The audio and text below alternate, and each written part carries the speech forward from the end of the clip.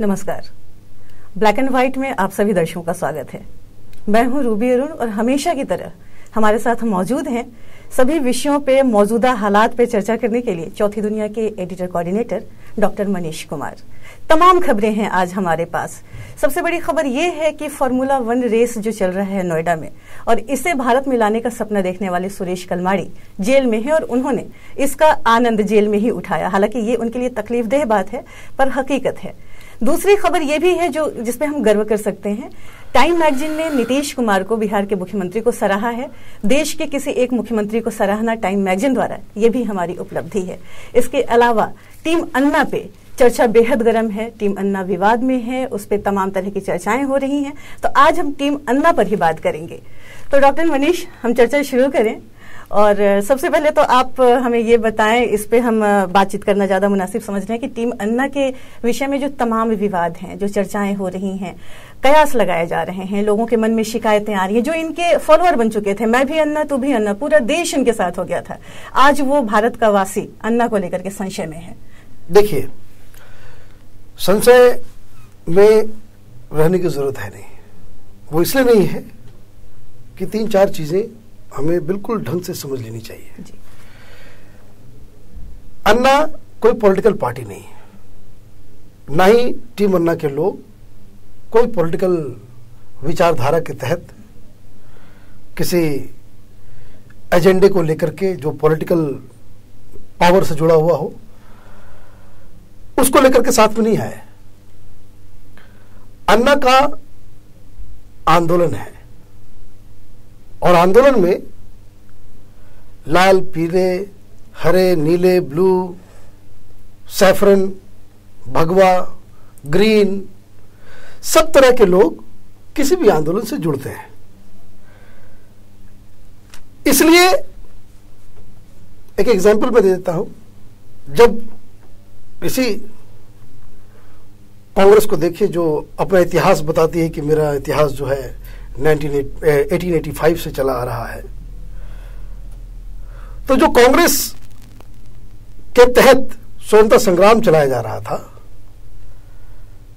तो उसमें भी आरएसएस थी, हिंदू महासभा, मुस्लिम लीग, स्वराजिस्ट, सोशलिस्ट, कम्युनिस्ट, सब लोग कांग्रेस में थे। बिकॉज जब ये आंदोलन चलता है तो आंदोलन में सब तरह के विचारधारा, सब तरह के लोग उसमें शामिल होते हैं जी। 2-3 बातें हैं जो आपने संशय की बात की तो उसके सोर्स पे हम चलेंगे। 2-3 चीजें हैं।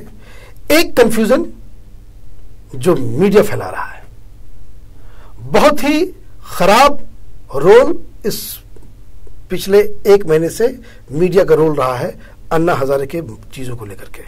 एक, दूसरी बात, कांग्रेस पार्टी जो इस पूरे आंदोलन को डीलेजिटिमाइज करने में अपनी पूरी ताकत उन्होंने लगा दी है।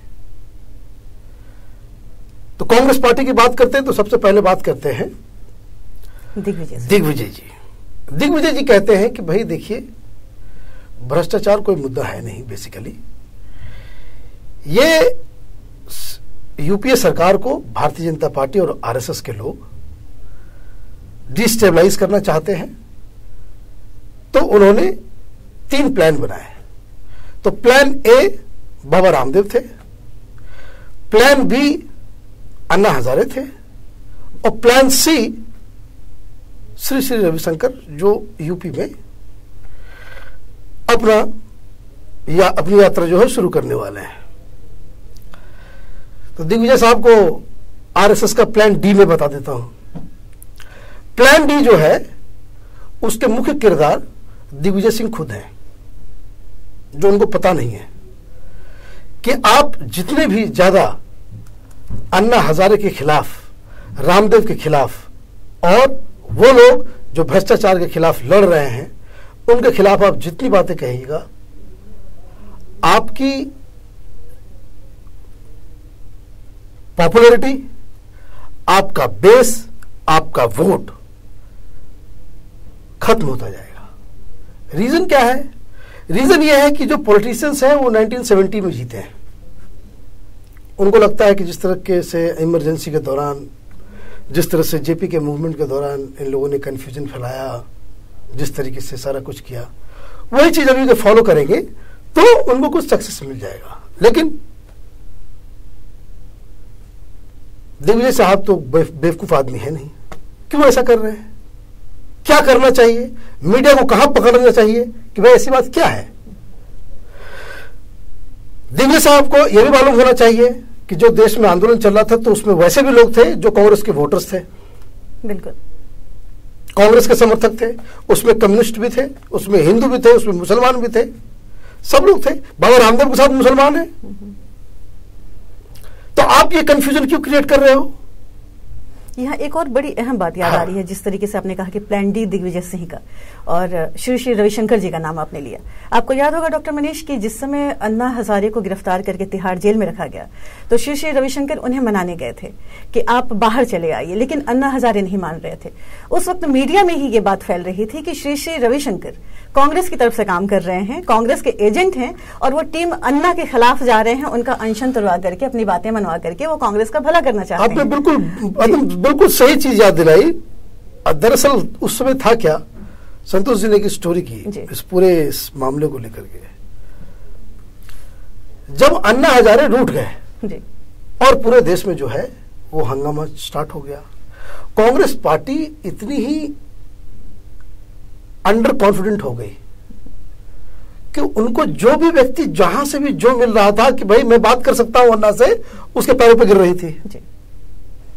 और इसमें कोई संदेह नहीं, चाहे वो विलासराव देशमुख हो, चाहे वो भैयू जी महाराज हो, चाहे वो श्री श्री रविशंकर हो, या फिर मनोज तिवारी हो, या फिर मनोज तिवारी, ये सब लोग जो है कांग्रेस के न्योते पे जो है ये लोग अन्ना से बात करने आए थे जी। लेकिन जो हिसार हुआ, हिसार में जब आपका मुख्यमंत्री 15 दिन तक किसी कैंडिडेट के ऊपर कैंपेन करे और उसका जमानत जब्त हो जाए तो ये संकेत अच्छे नहीं है, यकीनन अच्छे नहीं है। और इसके अलावा जो चीजें सामने नजर आ रही हैं, जब अन्ना हजारे ने मुझे याद है, चूंकि मैं उस वक्त मौजूद थी, रोजे के दिन चल रहे थे और इफ्तार पार्टी थी, मैं बिल्कुल अंदर की बात बताऊंगी और ये बहुत सारे पत्रकार दोस्तों को पता है, मीडिया में ये बात मालूम है, बावजूद इसके मीडिया इस बात को बाहर नहीं रख रहा है। जाहिर सी बात है कि वो सत्ता पक्ष के साथ है और अन्ना हजारे की मुहिम को विफल करना चाह रहे हैं, वजह तमाम हो सकती हैं। इसमें खास बात ये रही कि कानून मंत्री सलमान खुर्शीद के यहाँ इफ्तार पार्टी थी, अहमद पटेल, प्रणब मुखर्जी, तमाम जितने दिग्गज है वो सभी थे, मीडिया के भी सभी बड़े दिग्गज वहां पे मौजूद थे, राजदीप सरदेसाई थे, बरखा दत्त थी, जो भी बड़े नाम आज हमारे अपने लोग थे, सभी अपने लोग थे हमारे। हाँ, हमारे अपने लोग थे, ये कहना ज्यादा मुनासिब होगा। तो वहां जब बात चलने लगी, पार्टी के बाद जब अनौपचारिक बातचीत हो रही थी, तो ये विमर्श किया जाने लगा कि अन्ना हजारे का किस तरीके से उन्हें मनाया जाए। अचानक सलमान खुर्शीद ने कहा, मैं नाम लेकर के कह रही हूं क्योंकि मैं वहां मौजूद थी गवाह के तौर पे और तमाम लोग थे, सलमान खुर्शीद ने यह कहा कि फिक्र करने की कोई बात नहीं है, अरविंद केजरीवाल को अन्ना हजारे से कुछ दिन दूर रख दो, अन्ना हजारे बोलना भूल जाएंगे। यह खबर मीडिया की सुर्खी बनने वाली थी, बननी चाहिए थी, लोगों के सामने आनी चाहिए थी, लेकिन ये चीज नहीं आई। बात अनौपचारिक हो रही थी, लोग बैठ के साथ खा पी रहे थे और यही चीज हुई। इस तरीके से स्थितियों को रचा गया कि अरविंद केजरीवाल आज अलग बैठे हुए हैं, अन्ना हजारे ने मौन व्रत धारण कर लिया है, कोर टीम को भंग करने की सिफारिश कुमार विश्वास कर रहे हैं। मतलब कांग्रेस अपने मुहिम में सफल रही। इसमें दो चीज सफल नहीं रही है जी। सफल नहीं रही है, सफल इसलिए नहीं रही है क्योंकि अभी बहुत सारी चीजें आगे होने बाकी है। होना इसलिए बाकी है कि आप देखिए कि बेसिकली हो क्या रहा है। दिग्विजय सिंह आरएसएस का पूरा बॉगी उठा रहे हैं जी।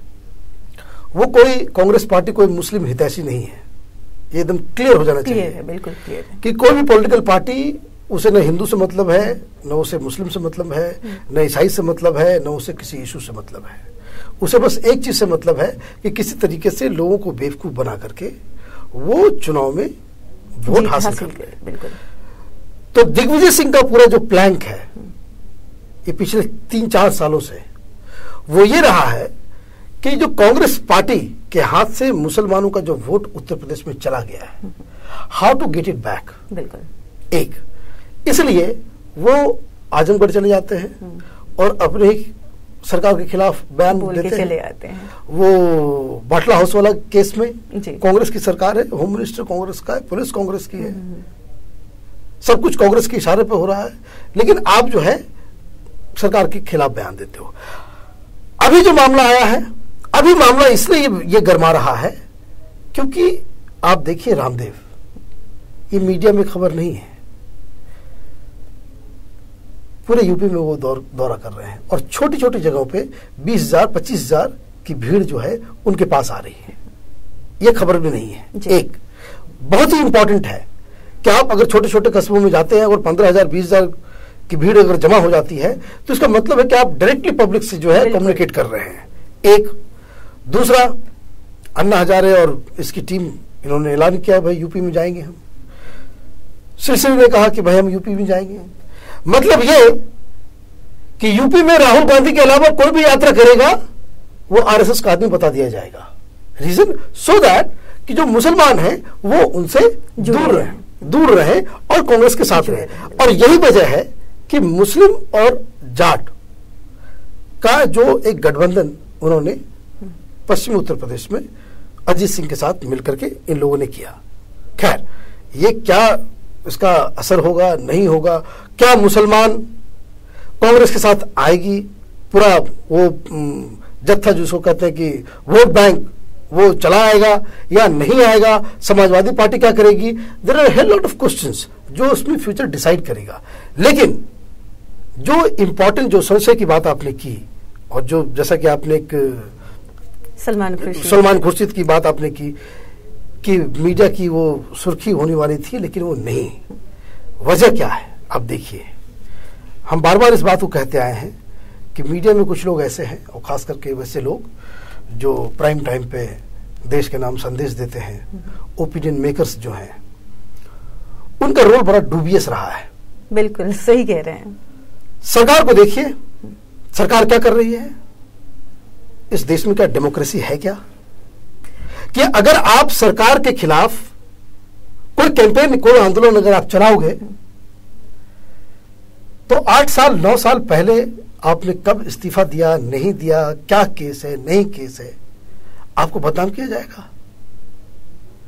एक टिकट के लिए आपको जलील किया जाएगा और भी सिलेक्टिव। और क्यों? और चाहे वो केस अरविंद केजरीवाल के खिलाफ हो, चाहे वो किरण बेदी के खिलाफ हो।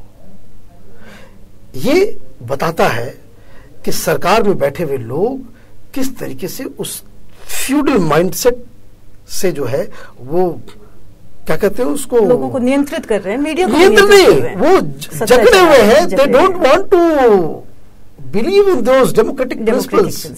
अगर आप क्रिटिसिज्म सुनने की हिम्मत नहीं रखते हैं तो आपको फौरन डेमोक्रेटिक प्रक्रिया से बाहर हो जाना चाहिए। बिल्कुल सही कह रहे हैं। मैं एक और वाकया, क्योंकि एक मैं उसमें बता रहा हूं कि मीडिया के रोल का क्या सिस्टम रहा है। मीडिया ने क्या किया? ये 9 बजे वाले एडिटर्स अगर सरकार के पीछे लग गए होते कि how dare you dig out these stories against these crusaders, right, आपके पास ये हिम्मत कहां से आई और ये आपके पास वो मुंह कहां है? लेकिन आपने क्या किया? आप सलमान खुर्शीद को, सरकार के दूसरे लोगों को, आपने एक चीज मार्क मैंने किया कि जब ये कंट्रोवर्सी जब स्टार्ट हो रहा था, कांग्रेस के लीडर्स के लिए यही Barkha Dutt, Rajdeep Sardesai, even Times Now, इन लोगों ने कांग्रेस स्पीकर्स को खुला छूट दिया आधे घंटे तक, जिसे क्रॉस क्वेश्चन नहीं हो सकती, जिसको डेफर्ड लाइव कहते हैं। डेफर्ड लाइव करवा करके क्वेश्चन मैंने कॉन्कॉक्टेड क्वेश्चंस और उसके जो सुटेबल आंसर जो थे उसको लेकर के रख लिया गया और बाद में डिबेट को जो है ओपन किया गया। एनडीटीवी पे 2-3 लोग थे जिन्होंने इमीडिएटली ऑब्जेक्ट किया कि what is this going on.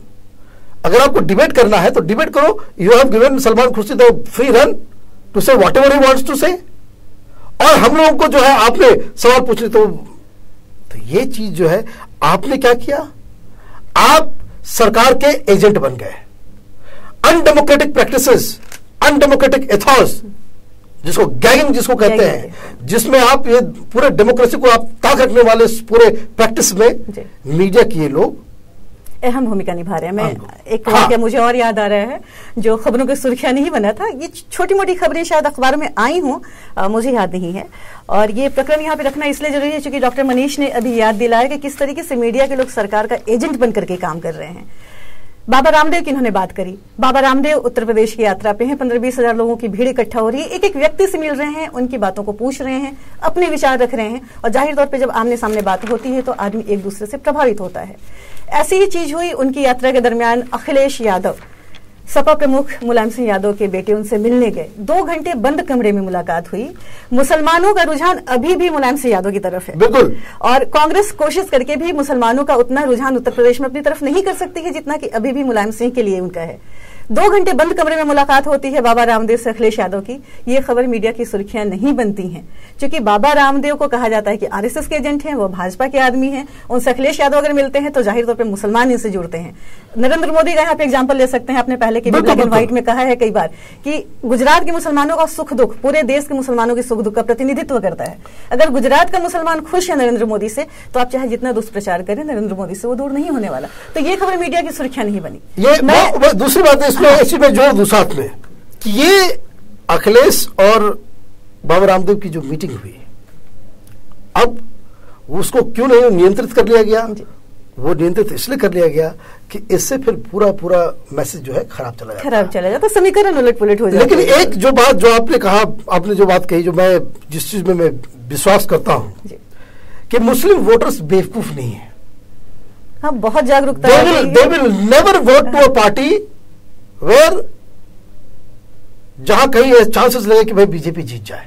Ji, Congress party की स्थिति अच्छी नहीं है, और ना ही कांग्रेस पार्टी अपने बदौलत, चाहे वो राहुल गांधी पूरे यूपी का दौरा कर ले या फिर सोनिया गांधी कर ले, दौरे करने से चुनाव के वोट हासिल नहीं होते। बिहार इसका एग्जाम्पल है, वहां बहुत दिनों से राहुल गांधी दौरा कर रहे थे, 4 सीटों पे आकर सिमट गई। उसके लिए संगठन चाहिए होता है, उसके लिए आपको पूरा नेटवर्क चाहिए, पूरा सिस्टम चाहिए उसके लिए, चुनाव जीतने के लिए, जो सिस्टम फिलहाल कांग्रेस के पास नहीं है। अब कांग्रेस के पास नहीं है तो ये propaganda with the help of media जो कांग्रेस पार्टी ये करना चाह रही है। लेकिन वापस आखिर में मैं यही कहूंगा कि चाहे वो मीडिया इस देश में चुनाव के रिजल्ट्स को तय नहीं करती, एक। दूसरी बात, प्रोपेगेंडा आज के दौर में काम नहीं आता है। तीसरी बात, चाहे वो प्लान आरएसएस का प्लान ए हो, प्लान बी हो, प्लान सी हो, मुझे आरएसएस का जो प्लान डी है, जो दिग्विजय सिंह के रूप में, वो अभी सबसे सक्सेसफुल होता नजर आ रहा है। जैसा कि डॉक्टर मनीष ने कहा कि आरएसएस का प्लान डी सबसे सक्सेसफुल होता नजर आ रहा है। यहाँ एक बात और भी कहना चाहूंगी, जैसा कि डॉक्टर मनीष ने कहा कि देश का मुसलमान बेवकूफ नहीं है और कोई भी प्रोपेगेंडा आपको कुर्सी नहीं दिला सकता, आपको सत्ता हासिल नहीं करा सकता, क्योंकि लोग जागरूक हो चुके हैं। जागरूकता का ही नतीजा था कि कांग्रेस का वोटर भी अन्ना हजारे की मुहिम में शामिल था। हम यहाँ बिल्कुल किसी भी चीज को जस्टिफाई नहीं कर रहे हैं, न्यायोचित या अनुचित नहीं ठहरा रहे हैं। ये विचार का विषय है, बहुत सारी चीजें जांच का विषय है, मामला चल रहा है। पर एक चीज जरूर है कि अगर मुसलमान बेवकूफ होता तो अल्पसंख्यक शब्द से वो निजात पाने की आज कोशिश नहीं करता। जगह जगह से ये मांग उठ रही है कि हमें अल्पसंख्यक ना कहा जाए, हम इस देश के नागरिक हैं, हमें भी उतना ही हक, उतना ही अधिकार दिया जाए। सरकार देने की कोशिश का दिखावा भी कर रही है, लेकिन मीडिया, हमारे जो दोस्त हैं, हमारे जो साथी हैं, वो सरकार का एजेंट बन करके उनके इस हक हुकूक की आवाज को एक तरह से कह सकते हैं दबाने की कोशिश कर रहे हैं। तो चौथी दुनिया इस तरह के मसलों को उठाता रहा है, उठाता रहेगा। डॉक्टर मनीष हमारे साथ इसी तरह चीजों का खुलासा करते रहेंगे। हम फिर मिलेंगे ब्लैक एंड व्हाइट में।